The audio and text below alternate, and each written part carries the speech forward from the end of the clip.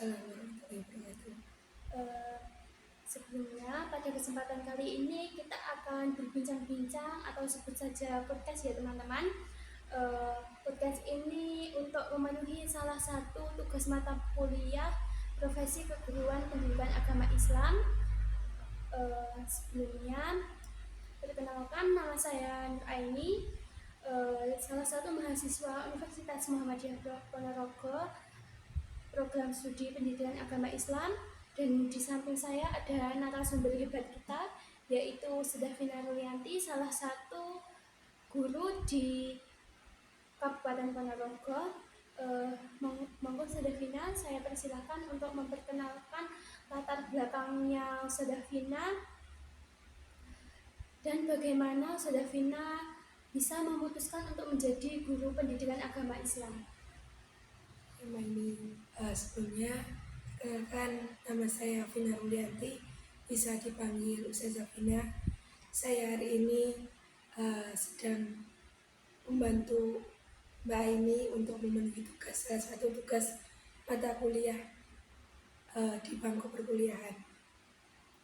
Ya, salah satu alasan saya memutuskan untuk menjadi guru di MI di salah satu kabupaten di Ponorogo ini,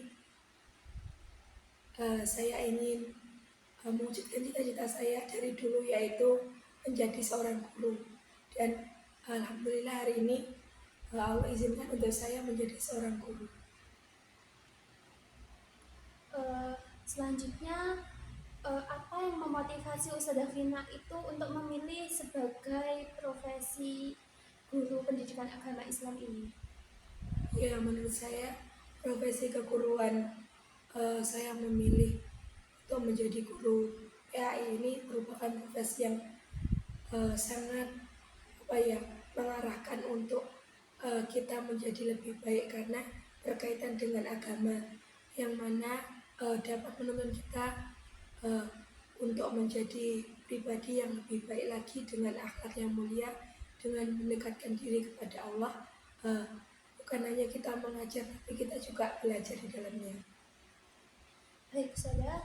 Lalu adakah tokoh atau pengalaman tertentu yang membuat Ustazah itu terinspirasi dalam perjalanan karir ini?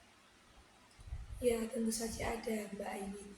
Jadi salah satunya juga dari keluarga mendukung saya untuk mengambil jurusan PAI, kemudian juga mengajar sebagai guru. Dan kemudian juga alasan ketika kita sering menghadiri kajian-kajian, nah kita termotivasi dari seseorang menyampaikan ajaran-ajaran Islam yang kemudian membuat hati kita tersentuh untuk lebih mendalami Islam. Lalu apa saja sih tugas dan tanggung jawab seorang guru itu di dalam kesehariannya? Ya, tanggung jawab seorang guru ya membimbing, mengajar, mengarahkan anak untuk menjadi lebih baik lagi.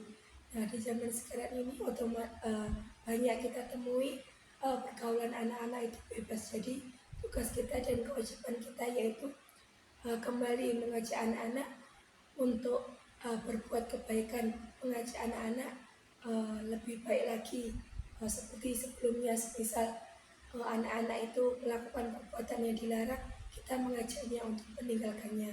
Seperti itu. Lalu bagaimana Sedafina itu menyusun rencana pembelajaran yang efektif untuk mata pelajaran pendidikan agama Islam tersebut? Ya, rencana saya yang pertama itu sewaktu sebelum kita mengajar, kita pertama kali itu mempersiapkan bahan ajar. Jadi sebelum kita mengajar, kita sudah siap bahan materi yang kita ajarkan, sehingga nanti ketika kita menyampaikan juga mudah dan anak juga mudah menerimanya. Jika mungkin ketika pembelajaran ada pertanyaannya, mungkin kita belum bisa menjawabnya, mungkin kita memberi waktu kepada anak untuk kita bisa menjawabnya di kemudian hari. Baik, Ustazah. Lalu bagaimana caranya Ustazah Vina itu berpartisipasi dalam pengembangan kurikulum pendidikan agama Islam di madrasahnya Ustazah Vina sendiri? Ya, berkaitan dengan perkembangan kurikulum, tentu saja kita juga harus mengikutinya. tanpa kita melupakan program-program sekolah lainnya juga. Jadi di sela ada pengembangan kurikulum juga kita tanpa melupakan program semisal ada program pengadapan, program tahfidz seperti itu. Lalu tantangan terbesar apa yang Sodafina hadapi dalam mengajar pendidikan agama Islam dan bagaimana Sodafina itu mengatasi tantangan tersebut? Ya mungkin tantangan terbesarnya di zaman sekarang itu kan ya banyak anak-anak itu sudah pergaulannya sudah sangat berbeda sama dengan anak-anak zaman dahulu. Jadi kita juga harus pandai untuk mengatur strategi di zaman sekarang itu harus bagaimana menghadapi anak-anak. Nah, seperti contohnya lagi banyak anak-anak sekarang itu mungkin masih kurang rasa menghargainya. Baik, selanjutnya Ustazah, metode pembelajaran apa yang Ustazah gunakan untuk membuat pembelajaran pendidikan agama Islam itu lebih menarik kepada anak didiknya Ustazah? Ya Mbak, ini untuk metode yang saya gunakan itu ada dua metode, yaitu yang pertama metode ceramah. Jadi kita menjelaskan sama anak-anak berkaitan dengan materi. Yang kemudian juga saya menyelinginya dengan diskusi, jadi anak-anak itu tidak bosan. Dan juga kadang juga tanya jawab sehingga dapat membuat anak itu terlihat aktif, tidak hanya diam saja mendengarkan saya menyampaikan materinya. Jadi anak-anak itu akan aktif untuk menyampaikan pendapatnya. Mungkin Sudafina bisa memberikan contoh kegiatan atau proyek yang Sudafina gunakan untuk mengajar kesehariannya Sudafina. Iya, salah satunya mungkin di saat ini itu menggunakan media ya, contohnya media kita membawa suatu gambar, contoh kita membawa gambar rukun Islam. Nah itu jadi sambil kita mempraktekkan sama anak-anak, yang pertama itu syahadat, bunyi syahadat itu seperti apa, kemudian sholat itu apa aja, seperti itu. Bagaimana sih peran teknologi dalam pengajaran pendidikan agama Islam, dan apakah Sodafina menggunakan alat tersebut atau platform digital tertentu pada pembelajaran keseharian? Iya, adanya teknologi cukup sangat membantu dengan kita dapat mudah menambahkan informasi berkaitan dengan materi pembelajaran. Namun untuk saat ini mungkin berkat teknologi hanya untuk saya mencari-cari materi untuk sekedar saya memanfaatkan suatu media seperti LCD, itu masih belum. Lalu tantangan dan manfaat menggunakan teknologi dalam mengajar pendidikan agama Islam itu bagaimana? Iya, adanya teknologi sekarang kita dapat banyak sekali media sosial yang mudah kita dapatkan informasi. Ya contohnya kita mencari di internet, kemudian kita mencari manfaatkan YouTube, kita manfaatkan media belajar TikTok juga. Dari situ banyak kita mendapatkan informasi. Tapi kita juga tidak boleh melupakan untuk menyaringnya, karena kadang ada sumber-sumber yang itu tidak valid, yang mungkin dapat tidak sesuai sama dengan pembelajaran kita. Lalu seberapa penting pelatihan dan workshop bagi pengembangan profesional seorang guru pendidikan agama Islam? Ya menurut saya sangat penting sekali adanya workshop pelatihan, karena dengan adanya workshop pelatihan itu dapat menjadikan seorang guru jadi lebih belajar. Misal dia mengetahui bahwa dirinya masih ada kekurangan, dirinya itu akan belajar untuk kembali memperbaiki diri. Lalu apakah Sudafina sendiri pernah mengikuti pelatihan tersebut untuk meningkatkan keterampilan mengajar Sudafina? Ya untuk sekali ini masih belum Mbak ini, tapi kalau nanti ada informasi workshop pelatihan, insya Allah saya akan mengikutinya. Baik, Saudara. Lalu bagaimana Sudafina itu berkolaborasi dengan guru lain di madrasahnya Sudafina untuk meningkatkan kualitas pendidikan di madrasah tersebut? Ya, untuk meningkatkan kualitas belajar, tentu saja menjadi tugas seorang guru untuk bekerja sama sama guru lainnya. Di antaranya kita ya kolaborasi program kegiatan, contohnya dalam semisal kita mengadakan sholat duha berjamaah, bisa kita kelasnya digabung seperti itu. Oke. Baik, mungkin bisakah Ustazah Vina berbagi pengalaman kepada kita-kita tentang proyek kolaboratif yang melibatkan beberapa guru tersebut? Iya, ada Mbak Aini, di antaranya ya program sholat duha semisal mungkin ada salah satu guru izin, bisa kita bergabung sama kelas yang lainnya. Dan kemudian ada juga kita semisal belum memahami suatu program, kita memperbanyak komunikasi dengan guru lainnya, sehingga ketika kita bertukar informasi itu juga kita akan banyak belajar juga dari guru yang lainnya.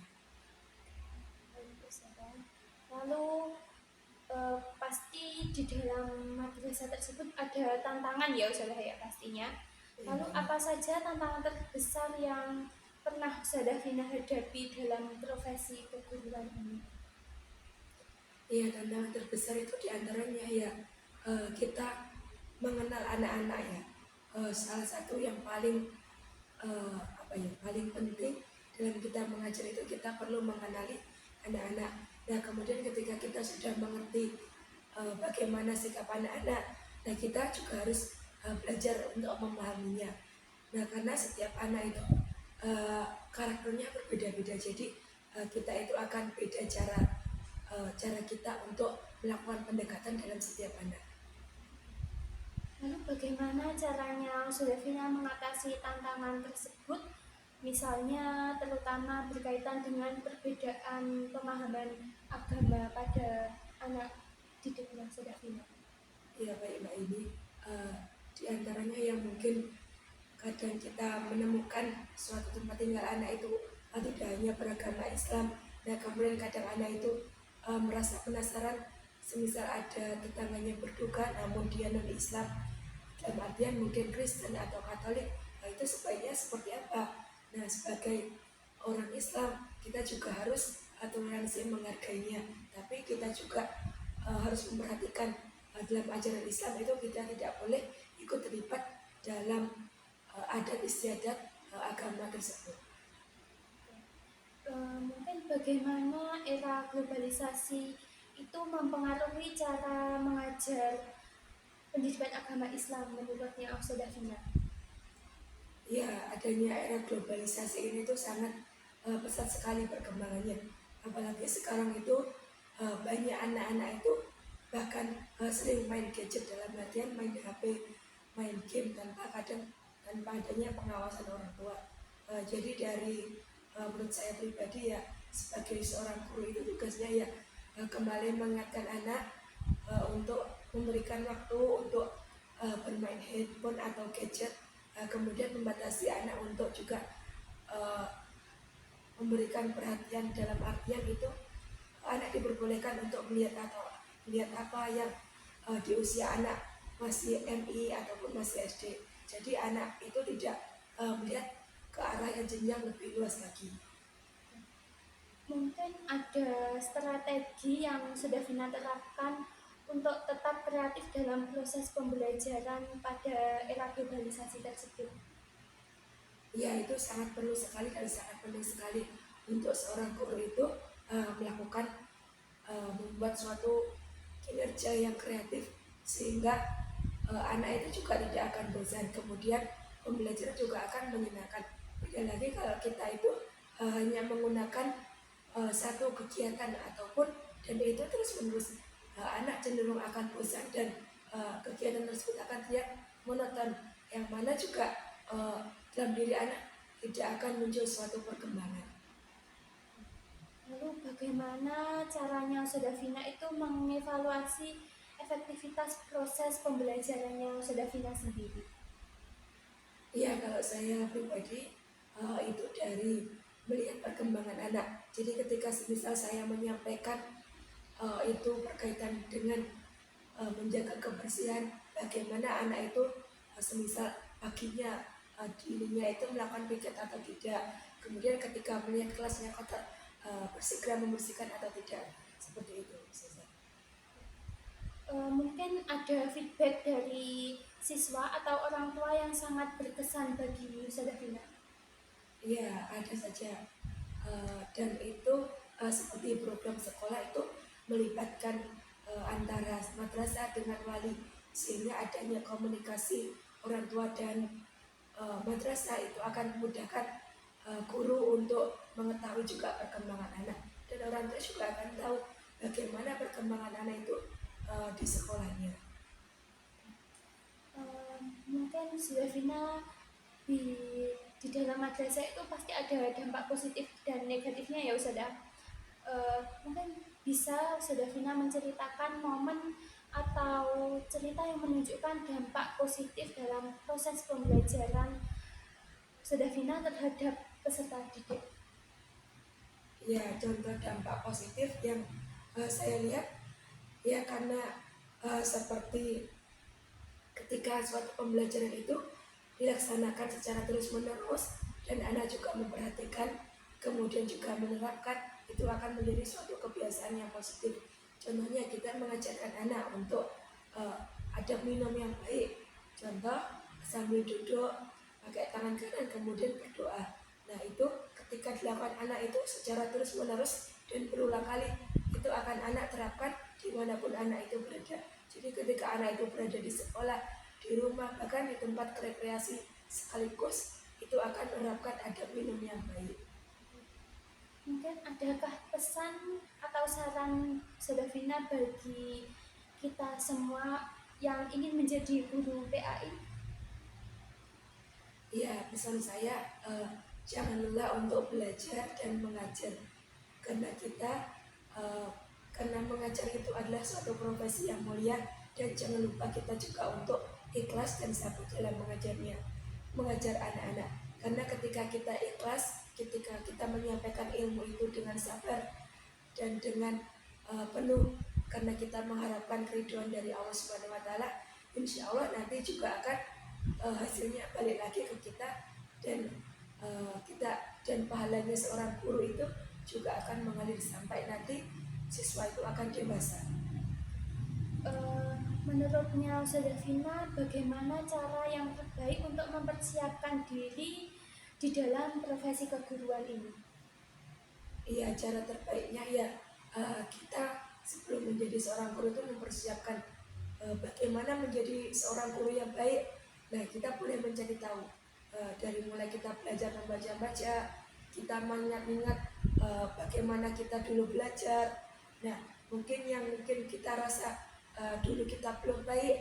Nah, mulai hari ini kita berusaha untuk memperbaiki diri dan mengajarkan kepada anak supaya kita jadi panutan. Jadi guru itu seorang yang jadi teladan, sebagai seseorang yang untuk ditiru sama siswanya. Lalu apakah ada harapannya Ustazah Vina untuk masa depan pendidikan agama Islam di Indonesia ini?